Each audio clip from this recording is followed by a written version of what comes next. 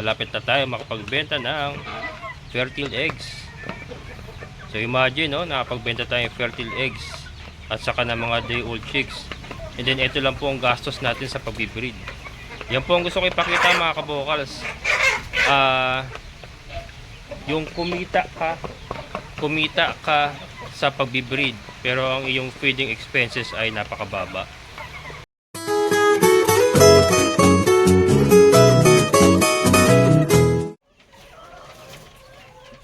Ayan mga kabokal, so ngayon naman ipapakita ko sa inyo yung sistema ko ng pagpapakain ng Chopped Madre de Agua sa aking mga alagang manok. So napakarami natin manok, mga kabokals, napakarami, kaya ang nakukonsumo ko sa kanilang darak sa mais, kung wala pong Madre de Agua, ay 3 kilo, mga kabokals, sa isang pakainan. Mas grabe sila kaysa sa ating mga baboy, pero ngayon ano natin yan, mababawasan natin yan. So ito, magtitimbang tayo ng 2 kilong darak sa mais. So from 3 kilos na ibaba natin sa 2 kilo. And yan ay may bababa pa natin, kasi sabi ko nga, hindi natin sila pwedeng biglain. So pwede pa natin ibabayan ng 1.5 kilo pagka sanay na talaga ang kumain ng Madre de Agua yung ating mga manok. Yan. So 2 kilo. And then Chopped Madre de Agua.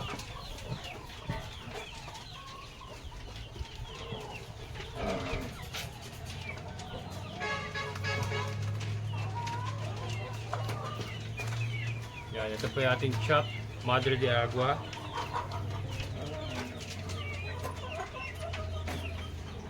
Maglalagay tayo ng 1 kilo.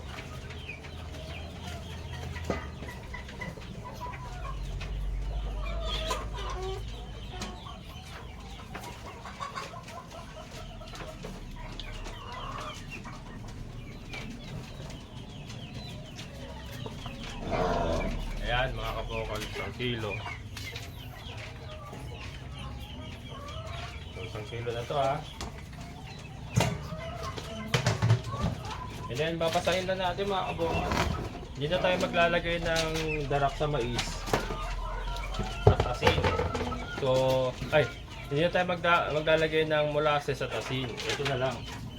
Ito lang po pagka sa manok, ha.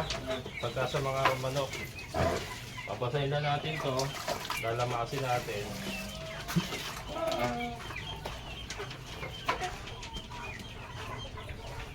Alam niyo, mga kabokals, basic lang naman ng pag-aalaga ng manok, lalo na yung mga ganitong pagkatay lang naman, hindi naman po sila mga game fowl. Bumalik tayo sa mga sinaunang paraan ng pag-aalaga, yung mga dati pa, nung hindi pa uso yung mga commercial feeds, mga suplemento. Ang pinapakain po ng ating mga ninuno sa kanilang mga alagang manok, yung pinagilingan ng bigas, yung mais, yung ipa, at kung ano-ano pa, yung pinagkayura ng nyog. Yan po ang ipinapakain lang sa mga manok ng araw, di ba? So bakit kailangan nating gawing komplikado kung nung araw nga nakakasurvive yung mga native na manok, mga alagang manok na ating mga ninuno, sa mga ganong sistema lang ng pagpapakain. So ito nga, pasalamat tayo ngayon, meron po tayong darak sa mais, hindi na natin kailangan magkudkod ng nyog. Although may nabibili pong yung pinagkudkuran ng nyog sa palengke, po pwede rin po yun. And then meron po tayong mga Madre de Agua, mga alternatibong pakain. Nandiyan po yung Azola, Mulberry. Ito nga, Madre de Agua. Pero sa ating nga, Madre de Agua ang gamit natin. Diba? So ito lang, nakita nyo. Simple lang, hinahalo ko lang. Pinaghalo ko lang yung dalawa.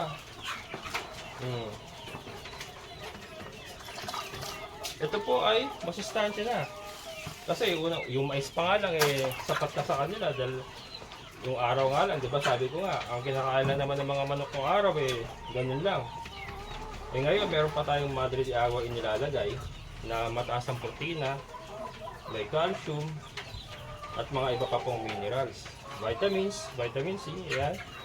And then yung darak sa mais, may protina rin, fiber. So yan po ay malaki na pong maibibigay ng nutrients sa ating mga alagang manok. Ayan. Lalo-lalo na kung anong manok niya po ay naka-free range, sapat na po itong klaseng pakain. Diyan naman po tayo pupunta sa free range po, lalo na po sa ating mga meat type na manok. Free range po talaga yan, doon po sila papunta.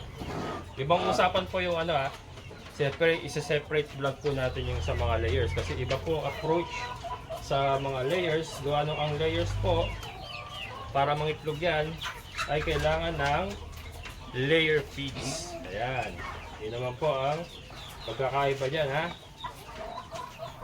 Ang ating po pinag-uusapan ngayon ay yung mga pangkatay lang na manok, meat type. Medyo matagal lang siya lamasin kasi madami. Pakita ko sa inyo kaya konti pagka nalamas na.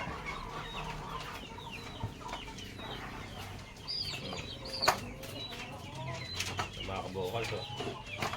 So ito ang itsura. Ayan ang itsura ng nilamas lang na Madre de Agua sa darak sa mais. Titikman natin. Hindi, joke. Ayan. Yung mapakain na tayo mga kabawals.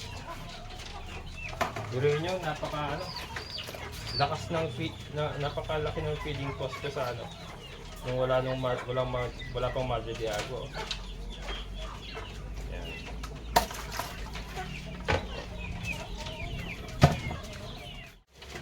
Ayan. Ayan.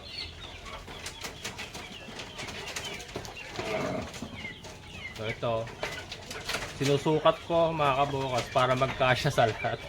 Ang dami. Ayan. Ito yung para sa ating mga cross dong tao shamu. Ayan. Susukat ko, kailangan sukatin. Feeding program to. Ayan siya mga kabukas. So.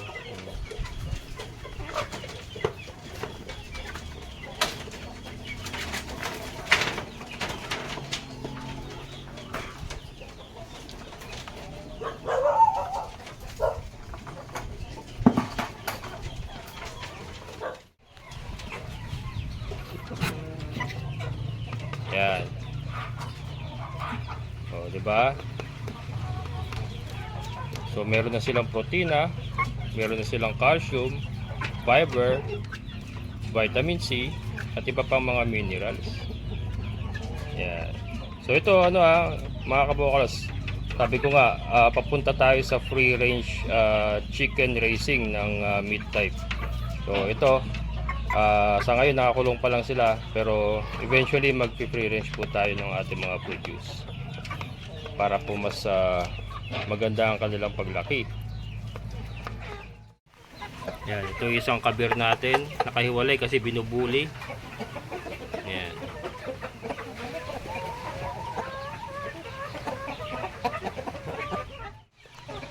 Yan, ito yung isang batch natin ng Decab Brown Rhode Island. Yan, pupula na mukha mga kabukals. Oh. Yan, pagka ganyan pupula na mukha, ibig sabihin yan, ready to breed na talaga. O nasa breeding stage sila. Malapit na tayo makapagbenta ng fertile eggs. So imagine, nakapagbenta tayo ng fertile eggs at saka ng mga day old chicks. And then ito lang po ang gastos natin sa pagbibreed. Yan po ang gusto ko ipakita mga kabukals. Yung kumita ka sa pagbibreed pero ang iyong feeding expenses ay napakababa. 'Di ba? Ayaw nyo ba ng mga kabukals? Imbis na gagastos ka ng napakalaki sa mga breeding commercial feeds. Ito. pinapakita ko. Darak sa mais lang at saka Madre de Agua, makapag-breed ka na, makapagbebenta ka ng mga produce nila. Nagawa ko na to noon. At ngayon po ginagawa natin ulit. At umuulan na. Umuulan na. Ayan, pagpatuloy natin mga kabukals at umuulan na naman. Meron tayo sa labas eh. Medyo challenge yun pero mamaya na natin pakainin yan pagka tumila na ulan. Okay ba pakainin pa natin yan. At ito naman po yung ating 3-way cross na ginagawa. Yung mga hens po, yan po yung ating Dong Tao Shamu, and then ito po yung ating pure Kabir rooster. Napakalalakas kasing kumain ng mga Madre de Agua at Darak sa mais mga kabokals. So nakakita nyo naman. So ito po yung sinasabi ko mga kabokals. Ito po yung panggagalingan ng ating mga pang meat type na ipi-pre-range natin. So ibig sabihin, from 1 month old or up, siguro mga isa't kalahati, o pwede na natin silang pawalan sa pre-range and then doon na natin sila palalakihin hanggang sa maibenta po sila as pangkatay. Pero ano po yun magbebenta rin po tayo ng mga sisiw. Ang sinasabi ko lang po, yung mga hindi po mabibili na sisiw ay didiretso po natin as fatteners. Parang baboy po, ipapattening natin sa free range and then ganyan lang po ang ating pakain. Ganyan lang po ang ipapakain natin sa kanila. So, diba? So imagine, healthy pa yung karning may bebenta natin. At the same time, ang ating feeding cost or production cost ay napakababa. Diba? So yan, isa po yun sa gagawin natin mga kabokals. Kaya tutok lang po kayo sa ating channel. Naka-line up po yan. Yan, mabagal lang po ang pag-usad. Mabagal lang po at mag-isa lang tayo. Kabila, ubos na mga kabokals. Ayan. Hindi naman tayo sa kabila. Ayan. Yung isang batch pa natin ng Deca Brown, Rhode Island. May bagyo ba? May bagyo yata mga kabokals Hindi na kasi nakapanood ng balita rito Nasa bundok ako wala TV. Maulan maaraw kahapon, maulan na naman ngayon Ayan, so ito naman yung ating second batch ng Deca Brown, Rhode Island. Kaya iniisip ko ngayon mga kabokas, talaga mag-trim down tayo sa table egg production. Concentrate tayo sa breeding. Una-una kasi, yun nga sabi ko, iba po kasi ang feeding tawag dito, feeding system or pagpapakain sa mga layers at mga breeder at yung mga pangkatay na manok. Sa layers kasi talagang gagastusan mo ng layer feeds, hindi po pwedeng hindi. Gawa nung wala silang kasamang rooster, hindi sila iitlog kung hindi mo papakainin ng layer feeds na commercial na binibili. Kaya, pero hindi ko po tatanggalin yung mga table eggs natin. Nandiyan pa rin po yan. Siguro magti-trim down nga lang tayo. Magko-concentrate tayo more on dito sa breeding at pagpo-produce po ng mga sisiw at fertile eggs. Kasi po, ang goal po natin ngayon, pababain po ang ating production cost, particularly sa pagpapakain. Yan, ito po. Ito naman po, isubok ko na mga kabokals, po sa mga bago sa channel ko. Subok ko na po yan, ganyang system po papakain. Nung ako po ay nagbe-breed pa ng Rhode Island at Kabir sa old area natin, ay ganyan din po ginagawa natin pakain. And so far, nagpo-produce naman po sila, nangingitlog, fertile naman po yung kanilang mga itlog. So, di ba? Ngayon lang naman po tayo bumabalik sa Madre de Agua kasi ngayon lang po talagang sumisipa ang ating mga Madre de Agua. Kasi nga, tagulan na. Ayan yung ating Canvan dish ba tawag ito? Canvan dish. Yung saging na green, daming anak Daming anak mag-family planning ka nga. Hindi ka marunong mag-family planning Ang dami mong anak Yung isa, ang dami ring anak doon. Pambira. Hindi, kakalat natin yan mga kabokals. Yan yung mga saging na paborito ko Ayan, mabalik tayo sa manok. Ayan sila mga kabokals And then ito yung ating white leghorn. Wala yung partner niya, nandun sa battery cage. Ayan mga kabukol, si White Leghorn, no? Si White Leghorn ay malakas din kumain ng Madre de Agua.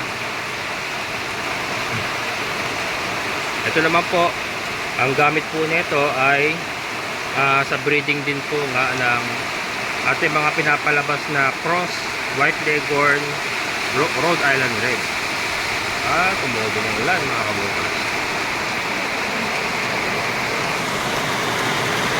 Ayan. Ayan, ubos na oh. Ubos na sa kanila. Pero yun nga, hindi ko muna binibigla mga kabokals kasi kahapon pa lang tayo nagsimula magpakain ng kay Madre de Agua, kaya ganyan lang muna. Pero magdadagdag tayo, dadagdagan pa natin yan as time goes by. Yan. At napakalakas ng ulan mga kabokals, napakatindi ng ulan.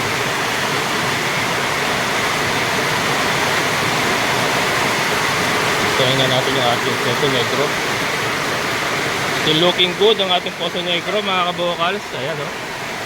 Ayan yung kanal mga kabokals. Can you see the canal? Away from the Poso Negro. So yung agos po ng tubig ay naka-divert away from the Poso Negro. Ayan yung Poso Negro natin. Lakas. Buti na lang ganyan. Diretso. Diretso yung trajectory. Mahirap kasi yung paganon, saka yung paganon. Yun yung pumapasok yung angge.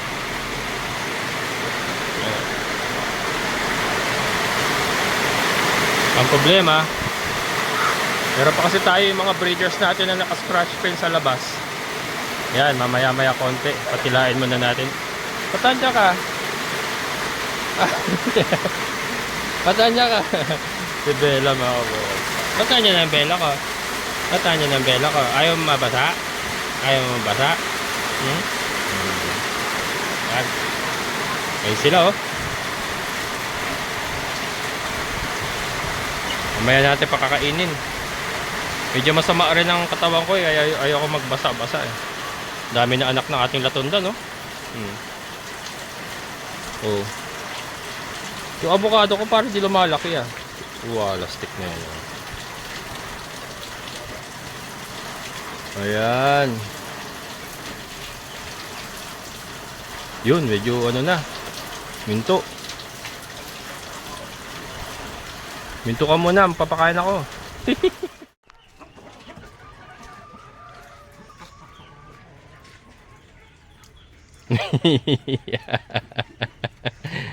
Andiyan ka na naman sa ibabaw ng lamesa. Galing mo ah.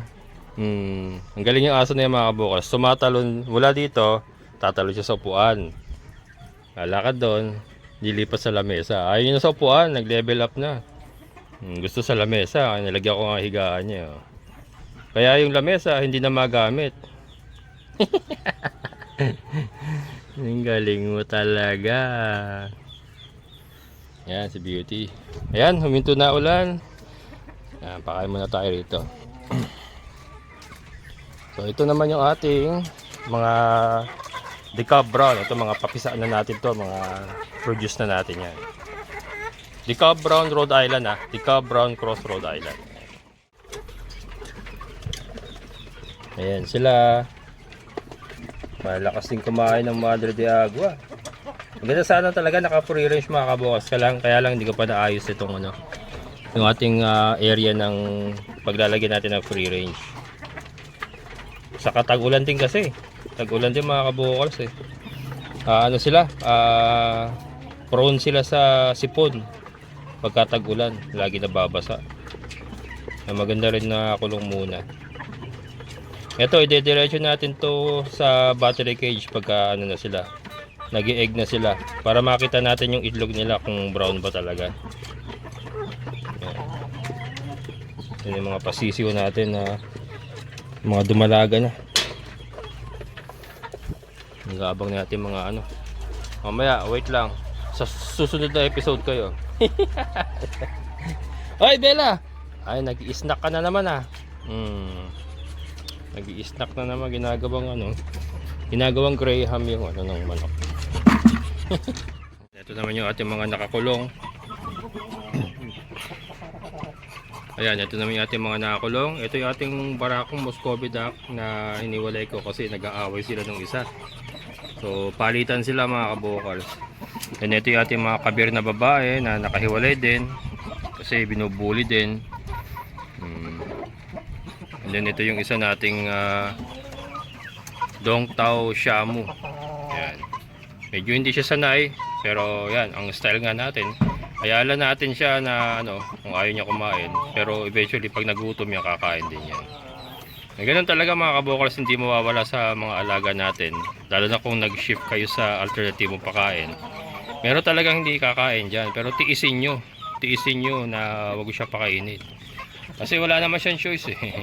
Wala naman siyang pagpipilian, magugutom siya pag hindi siya kumain. Kumain ka na, dali. Dali. Hoy! Alis doon! Gina, sus Mario, pes ka talaga eh ha. Doon na, balik na doon. Ang dumi mo. Kinakain mo yung, ginagawa mong yema yung ano nila eh. Ano, dilaan pa ako. Doon na, balik na doon. Balik na sa kubo. Bela mga kabokals. Dali, doon na, dali. Balik doon. Yung isa nasa lamesa oh. Yan.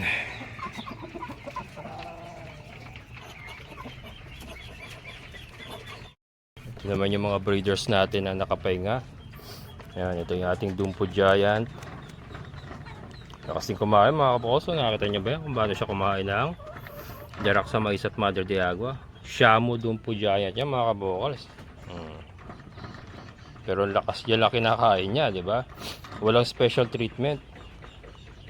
Napakatagal niya nang yala kinakain. Taon na talaga. Pero ang ganda pa rin ng katawan niya, hindi naman nagbabago. And nakapagpuproduce po ng mga sisiw. Ano pa rin siya, mahusay pa rin siya sumampa hanggang ngayon. And then ito naman po yung ating cross Dongtao Shamu na pinalaki natin na rooster. Yan po, isa sa rooster natin yan. And ito si Fiona, yung ating Dongtao hen. Yan. And then ito yung ating Decob Brown White Leghorn. Rhode Island Red White Leghorn. Ano yan? Future breeder din po natin yan. Yan. Isip po na ako. Ito yung dalawa. Balik ko lang itong tabing nila. Yan. Umuulan na naman. Ayan. So ito naman po yung ating si Diego. Yung ating Dongtao Rooster na hindi marunong sumampa. Ayan. O, kain lang ng kain. Naawa lang ako katayin eh. Ayan. Ito si Tanaka. Yan po yung ating Tanaka Shamu. O diba mga kabokals, sa mga mamahaling manok. Pero yan lang po ating pinapakain sa kanila. Darak sa Mais, Madre de Agua. Pero pagka breed natin yan, na ibebenta po natin ng mahal yung kanilang anak. O diba, ganun lang naman po yun. Same ano naman, same result kung i-commercial feeds natin sila. Ito masustansya na rin mapakain.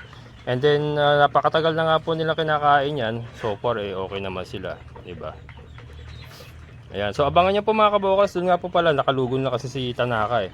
Pero ito magbebenta na rin po ako ng day old chick ng anak niya, or kung gusto niyo po ng fertile eggs, pwede po kayong mag-order and then i-breed natin siya.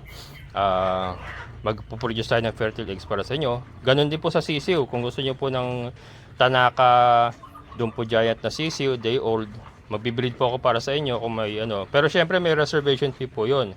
Kung magta-transact po tayo ng ganon, may reservation fee po 'yon para sigurado po ako na makukuha po yung sisiw pagka napisa or yung itlog, 'di ba? Ayan. Abangan nyo po yung balik anak ng ating Dongtao doon sa anak niya na Dongtao Shamu. Ibinabalik ko po para makakuha tayo ng pure Dongtao. Isa rin po yan sa mga produkto natin na ibebenta. Again, puro sisiw po sisiw lang po, hindi na po tayo mag-grow out po na. Ang i-grow out lang natin yung mga pangkatay. Ayan. Pero ano yun, kung may bibili ng sisiw, bebenta rin natin ng sisiw. Ayan, umaambon na naman. Ano pa ba? Yung mga pato pala. Ayan, bota tayo. Maputik doon sa area ng mga pato eh. Tayo maingay, may natutulog. May natutulog. Tulog na tulog itong aso na to ngayon mga kabokals.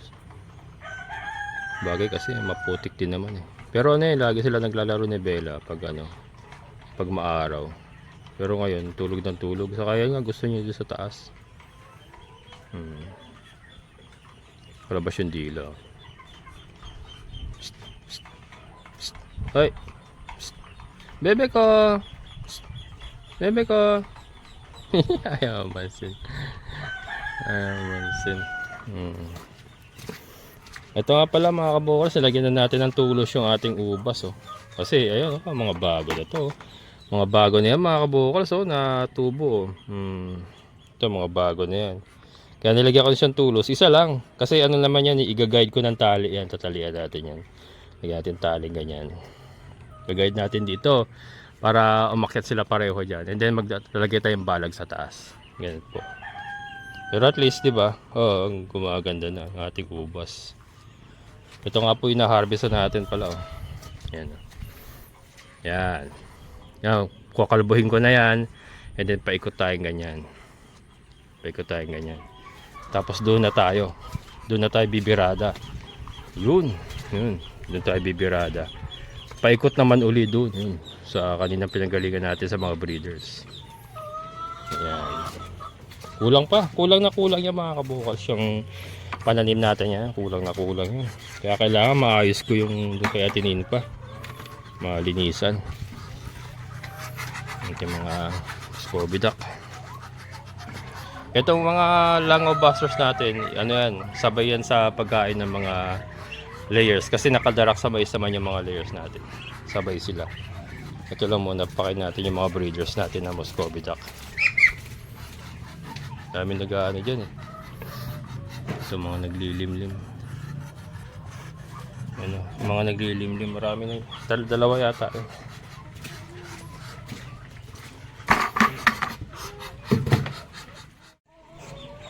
Yan. Wala kasi kumain, no? Ito po isang maganda sa Muscovy duck. Talagang ano, kahit hindi pa kaya mo, kakainin talaga nila. Yan po. Napakadaling alagaan. Muscovy duck. Yan. Kainin naman natin yung anak nila doon sa loob. Oh, konti na lang natira. Saktuhan lang talaga mga kabokals. Sukat na sukat yan eh. Pero hindi pa kasama yung layers natin dyan. Iba pa yun. Nakita nyo yung gastos mga kabokals kung walang Madre de Agua. Napakagastos pag walang Madre de Agua. Gusto nila yan.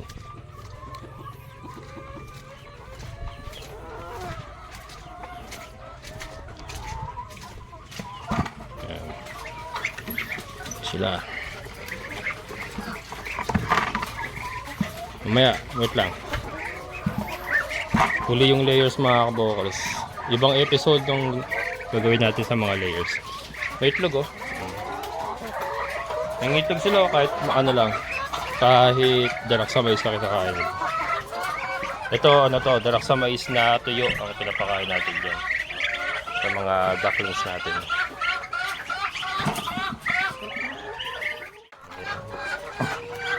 Ayan, yung ating mga langaw busters. Magi-snack pa yan mamaya ng mga langaw.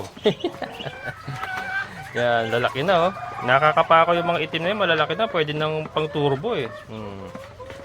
Pero hindi, palaki pa natin konti. Pero yung mga kabokals, mga pangkatay nga lang po natin yan. Pang sariling gamit natin yan. Ayan. And then eventually pawawalan natin yan doon sa, ano, sa labas. Pagka ito mga to, po pwede na. Pagka marunong na sila manghuli ng langaw. So meron pa natira. Yan, meron pa tayo alaga doon sa ilalim ng kambing. Saktuhan lang to. Ayan, nandito tayo sa ilalim ng kambing, ng kulungan ng kambing. So ito pa po yung ating mga lalaking ano, kabir. Yan, mga reject na yan. Mga ano na pinalalaki nila natin pang katay. Yan. Mga ano na po yun. May mga breeders na akong itabi ron eh. Ayan. So ito sa kanila na lahat ito para manaba. Sila. Ang puputik kasi maputik dito sa may part na yan. Pero dito naman sa ibang area ng ilalim ng goat house ay dry naman. Kaya lang mahilig sila magkakalkal doon sa putikan. Ayan, ito mga pangkatay na lang natin yan. Pero kung may lalabas na kasi minsan ganun mga kabokals akala mo reject na, pero pag lumaki na, katulad nito gumaganda yung isa na yan gumaganda ayan gumaganda mga kabokals. Yun, umiihi yung kambing. Walastik ka. Inihian ako ng kambing mga kabokals. Sino to? Yung brown, si Paloma. Ayan. So ayan, so hinuhuli ko 'yon pag nagkakatay ako, hindi ko ginagalaw yung maganda na 'yon. Para baka maibenta pa natin as rooster or magamit pa natin as rooster pag Ayan, lalabas na ako, baka maihian pa ako sa ulo. Ayan mga kabokal, so nakita nyo naman kung gaano kagastos yung ganong karaming alaga, kung gaano sila kagastos kung wala tayong mabili alaga. So talagang kailangan nating gumamit ng alternative na pagkain. Gaya nga ng sabi ko nung una kanina, nung araw naman po wala naman po mga commercial feeds puro alternative na pagkain lang pong ang ginagamit ng ating mga ninuno sa pag-aalaga ng mga manok. Why not ibalik natin ngayon yun, pero on a different approach, on a more systematical approach, na kung saan ginagamitan natin ng sarili nating produce na mga alternative na pagkain katulad ng Madre de Agua, and then meron tayong mga equipment katulad ng mga ng chopper, and gumagamit po tayo ng pang-extender katulad ng darak sa mais, di ba? So parang sabi nga nung pandemic mga kamokals, alam niyo po ba, ito ma-share ko lang. Kaya po tayo nag-boom din dito sa ating channel kasi nag-start ako pandemic, 2019 ako nag-start mag-vlog. Napakarami pong bumalik sa basics noong tinamaan tayo ng pandemic. Kasi ang dami pong hindi makalabas. Ang daming nakulong sa kanilang mga lote, sa kanilang mga bahay. Diba? So, marami pong naka-realize, isa na po ako doon, na masyado na po pala tayong lumayo sa basic na pamumuhay. Na kung saan nandun lang po pala yung mga kailangan natin. Kung babalikan po natin yung mga basic katulad ng farming, andun na lahat mga kabokals ang ating pangailangan. So ito, sa pag-aalaga po ng manok, kung tayo po ay matututong gumamit ng mga alternative na pagkain, makapagtatanim po tayo ng mga alternative na pagkain, siguradong hindi po magugutom ang ating pamilya. Kasi yung pagkain po natin, mapoproduce natin sa sarili nating bakuran na hindi po tayo gumagastos ng malaki. Diba? So, yung malaking lesson po yung nangyari sa atin ng pandemic talaga. Marami po natuto. At yun po yung ibinabalik natin ngayon. Kaya po nakaisip po akong mag-content na mga ganito na gumamit po ng mga alternative na pagkain. Hindi lamang po para tayo makatipid, kundi po para maging healthy yung ating mga kinakain. Diba? So marami pong mga sakit ngayon na nagagaling sa pagkain. Hindi po maikakailayan. Halos lahat po ng karamdaman ngayon ay nanggagaling po sa mga kinakain din natin. Diba? So, kaya mga kabokals, sana po may napulot kayong idea sa ating mga ginawa ngayon. So, next content na lang po yung ating layer kasi iba nga po approach dyan, iba po explanation dyan. Baka maghalo-halo pag pinagsama ko. Ayan, maraming salamat sa lahat ng mga solid kabokals and mga silent viewers. Siyempre, sa ating kaibigan po, Sir Boyet. Sir, thank you so much. So muli, ito yung kabokals farmer. Nagsabing sabay-sabay tayong mangarap, magsikap at islaning kumilos. Siguradong ulan ang ating amazing na buhay. Bye-bye!